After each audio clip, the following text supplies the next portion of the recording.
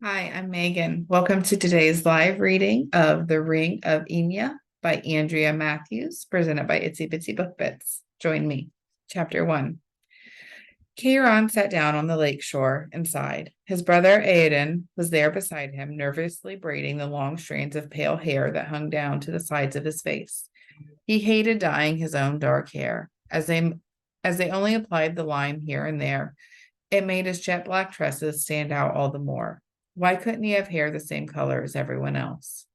I don't think I can do this, brother, Aodhán said, breaking into Ciarán's contemplation. Ciarán rinsed the lime from the one stark strand of hair that fell across his forehead. The raven black had turned to an ashen blonde, standing out in stark contrast to its darker companions, and he quickly brushed it back so that he could face his brother. You'll be fine. You fret like this every time a ceremony approaches, and you always do well. Ciarán fumbled with the dark locks that fell on either side of his face. Ugh, this, however, I'll never learn how to do. I saw a fair Callan or two down by the river the other day. They made it look so easy, as do you. They tried to help me, but 'twas like trying to teach a fish to walk. You spoke to them? Have you lost your senses? What if Master Domhnall was to find out? We are no longer mere bards. I did nothing wrong. To seek information when one is hopelessly lost is to gain wisdom, nothing more. But from maidens? I did not lust after them, Aodhán. Ciarán smiled as he patted his friend on the back, only after their knowledge. Now, are you any better at this than I? You are well aware that I am, Aodhán grinned. There is not much about which I can make that claim, but this I can. Aodhan's hands were shaking as he plaited the long strands on either side of Ciarán's face. His friend lacked his confidence, though Ciarán had tried to reassure him on countless occasions. The step to Olam would be the last phase as cleric and set them on the path to the priesthood, the final stage of which would be the Philodim Olam, or the high priest. Many who attempted it failed miserably, only to spend the rest of their days as minor clerics, relegated to performing the more mundane aspects of the priesthood. What if I don't pass? Having completed plaiting Ciarán's hair, Aodhán sat back against a large rock. Master Ruadhán does not think I am ready for this. Of that I am sure. You have to believe in yourself, Ciarán said, and in the goddess who chose you. She does not doubt you, nor do I. Remember what Master Domhnall has taught you. Use your powers to place yourself on a higher plane. Another task at which I do not excel. There will be no dulling of our senses this time. He rubbed his right arm, touching the tattooed band that had been etched there when they had become clerics. He frowned a moment and then touched the trestle tattooed on his cheek. I do not even recall this one being done. It's as if I were born at the very moment. It's as if I were born at that very moment. Surely that cannot be. Ciarán sat back and thought deeply. I have often wondered as well and have questioned the master about it. As usual, his answer only causes me to have more questions. He says whatever life may have existed before is unimportant. I was born a child of the goddess, destined to serve her honorably, and so I shall. I want to, Ciarán, but I am not as strong as you. You have other qualities, Aodhán. I pray for your perseverance and your knowledge of herbs. Can you imagine what potions and cures must be held in the book of Carrig? Ciarán, you must never again. If the master had seen us. You need not worry, my friend. The terror of the tomb is still fresh in my memory. 'Tis our brother De'er that you should be concerned about. He has little respect for any of the precepts. He'll be caught one day, and we both know he will pay the price. He should have had Master Domhnall for a teacher, Aodhán grinned. Perhaps then he would think better of it. Then again, it did little to deter you. The two men laughed heartily as they walked up the steep hill toward the small gathering. Once more, Ciarán had been able to ease his friend's mind, and he began to relax. They had come up on the entrance to the sacred enclave, but only as priests were allowed within its precepts, they stopped, kneeling before it. Their hair, still wet and streaked blonde where they had applied the harsh lime, dripped down upon their multicolored tunics, causing the thick material to appear darker across their chests. They were supposed to kneel quietly, but Ciarán never was strong on patience and shifted uncomfortably from one knee to the other.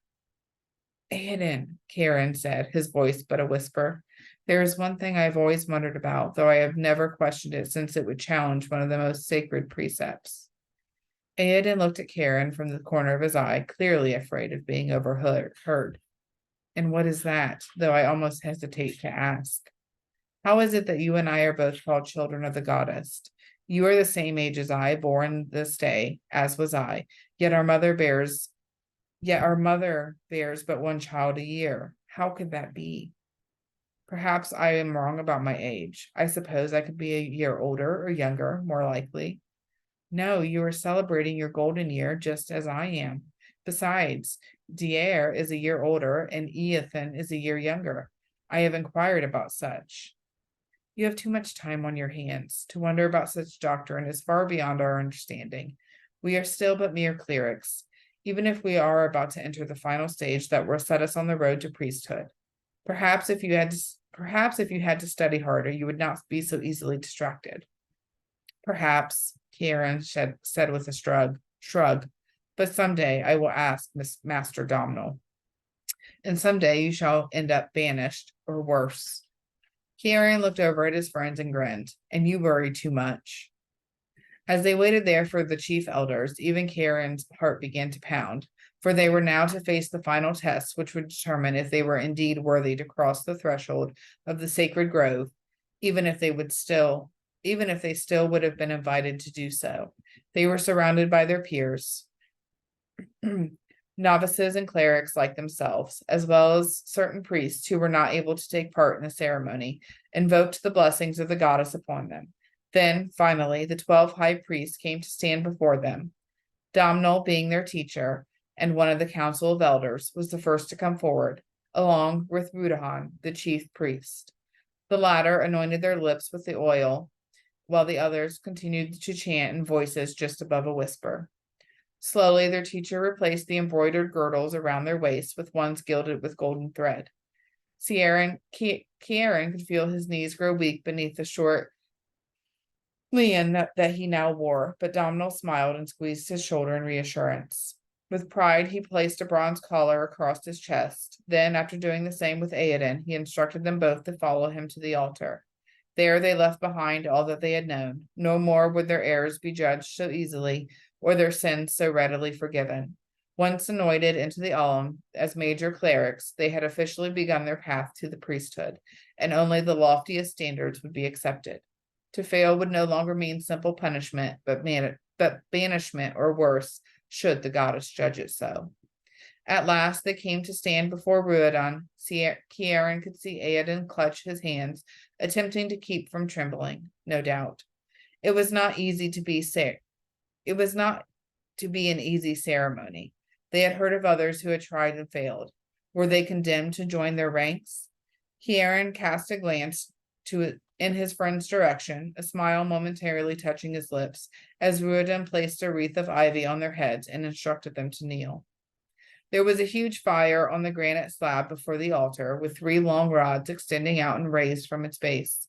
Ruadon blessed the burning wood, and then Ciarán and Aodhán anointing their chests with the juice of the mistletoe. He chanted continuously as he did, almost as if he were in a trance. When he was finished, he poured a combination of juices into the sacred cup and handed it to Ciarán. Drink deep, Ruadon said, or the goddess will be displeased. Not wanting to upset the goddess, or the high priest for that matter, Ciarán did as he was told, nearly gagging as the thick syrup crossed his palate. At first he thought he would throw up, but the moment passed, replaced by an uncomfortable, tingling sensation that seemed to awaken every inch of his body. Voices echoed in his ears, and he could see clearer than he ever had before. Ruadon reached for one of the pokers, white hot now with the heat of the fire, and instructed Ciarán to prostrate himself before him. Without wavering, he fell flat, his arms spread out across the cold stone as 2 high priests held him down. This was the test of strength and endurance to see if he was physically prepared to embark on the road to full priesthood. If he fainted or cried out, even pulled away or twitched slightly, he would be deemed unworthy. Still, he could not keep his heart from battering his ribs as they pulled his tunic off his shoulders and let the cooling water dampen his back. It would lessen the pain, Domhnall had whispered, but Ciarán had wondered if he felt the heat of the glowing rod near. Where your heart and mind join your soul, I mark you for our goddess, beautiful deity of the lake, purified by fire and water, and from this time forth you shall be known to all as one of her elect. Ruadin quickly pressed the first red-hot brand against Ciarán's neck, followed in quick succession by the other two.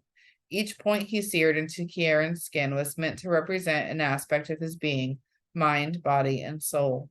When it was done, he soothed the wounds with honey and then stepped aside for the high priest Setne to join the points with ink. The tattooist dipped his pricks into pots of blue and gray pigment and etched the arcs that would form the intricate weave of the tricratera. Each prick sent a lightning bolt of pain down to Ciarán's spine, for though the soothing honey concoction had taken away the sting of the heated rods that marked the perimeters of the knot, it had also heightened the sensitivity of the area. Beads of sweat ran down his forehead, saturating his hair, and he bit down hard on the leather strip they had placed in his mouth. At last the ritual had begun, but his ordeal was far from over. His right hand also had to be marked. He felt nauseous and began to pray for the strength to pass these tests, for he had no desire to spend his life as a mere cleric. Aodhán fell down beside him, his trembling fingers brushing Ciarán's arm as he did. I'll never make it through the anointing, he had said recently. He had so recently confided to Ciarán. Now, for the first time, Ciarán feared his brother's prophecy might come true. Closing his eyes, he prayed the message he sent would be heard. Lift yourself to another plane, brother. You can endure this. After the first phase of their initiation had been completed, Ruadin returned to Ciarán. Once again, he lifted the thin iron rods from the fire. Ciarán clutched at the hard stone with his left hand as the high priest seared 3 more burning points into the flesh of his right hand and forearm. Black dots had begun to appear before his eyes, and screeching voices echoed in his ears. The cooling salve only heightened his senses even further. As before, Setne stepped in to etch a knotted snake around his forearm this time. The creature's head pierced into the palm of Ciarán's hand. Each prick Setne engraved into his skin was a fiery needle that seared its way through his hand and arm, pinning him firmly to the smooth limestone on which he lay. And lay there he must until Ruadin deemed the ceremony concluded. Ciarán's hair was saturated now and lay damp upon his head, though it was no longer from his recent visit to the lake. His wounds throbbed painfully as the high priest chanted over him, the feel of the pricks still sharp upon his skin. If he had to lie there much longer, he was certain he was going to die, for his skin had become so sensitive that even the gentle breeze that blew up from the lake was like bristled brush scraping its way across his arm and back. At last, 2 priests lifted him, turning him on his back and laying him on a soft linen blanket. Though his first instinct was to jump up as the sensitive skin of his newly etched tattoo touched the material, he resisted the urge, knowing the test was near its conclusion.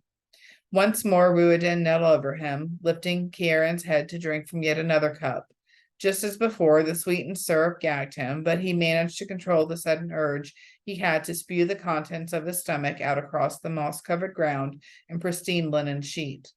He wanted to cry out to his goddess, beg her to take him right there and then. At that moment, he cared little whether or not he ever became a priest. After all, cleric was a decent position. At last, 3 priestesses stepped forward, representing the triple goddess.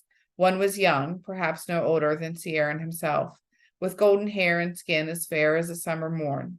The second was older, Ruadin's age, he thought. Her hair was brown and her skin tanned a bit by the sun, though still fairly smooth. And the third, the crone, the silver gray hair with skin that crinkled with every move. Ciarán shivered as they removed his lien and washed his body with a liquid that truly did soothe this time. He blushed as the young priestess washed his thighs, for he couldn't keep himself from becoming aroused. None of them seemed bothered by it, though, and when finished, they dressed him in a clean tricolored linen and green robe, securing his new girdle around his waist. But where was Aodhán? The priest had been working on him as well, and from the glimpses he was able to catch from time to time, he feared his friend was near breaking. The priests brought Ciarán to the edge of the lake, where he was to kneel beside the altar until a new day dawned. He looked up at the sun, just a few more hours until it set. Then the celebratory fires would be lit and the feasting begun in honor of their new station. Though he didn't dare turn his head, he sensed Aodhán kneeling beside him, and he quietly released a relieved sigh. The sun had settled low on the horizon when Ruadin came to stand before them. He stood facing the lake, pledging them for all eternity to the goddess. He opened the book of Craig and read from it while Domhnall replaced the accoutrements of their station, the bronze circlet and the torque as well as their new bronze colors. The ordeal was over, and the feasting was to begin.